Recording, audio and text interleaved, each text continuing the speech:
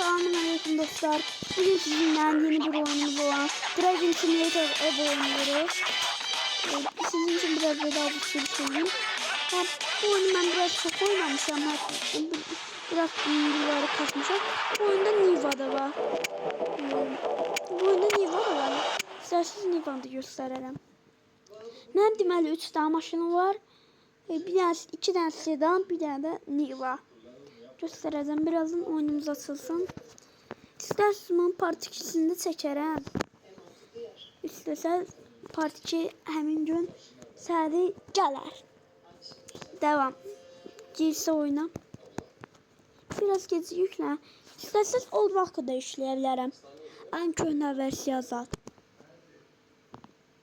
Arkadaşlar reklamı keçdim. Oyunumuz böyle bir oyunda. Spor kartıya ulançılar. Motoru yazmış oyuncular. Gedir. Bu sesler çekiyor.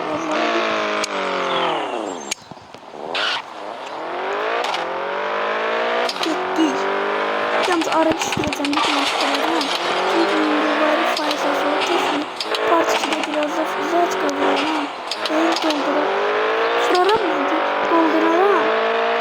Ondan sonra devamını göstermişsin. Biraz belki sürüşeyim. Saklayaram videomu bitirelim. Sesim şurada.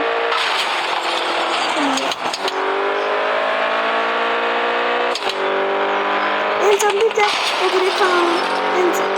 Elcan bakırsa Elcan King ve Futbol XD öyle bir şeyler. Elcan sen kanalında bilmiyorum. Hem de mənim adımı gəlirsən o eləcək. 29 yapıyorsan. Bu videoya da fikirlərini sənin görəcək. Getdi. Ben de koymak istiyorum. İsterseniz ben de filmamı koyarım.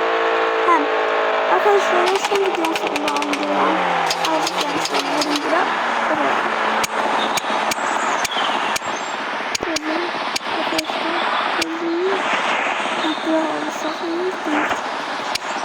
Sağ olun dostlar. Sağdan soldan çıkan videoyu izlemeyi unutmayın. Sağ olun. Bye bye.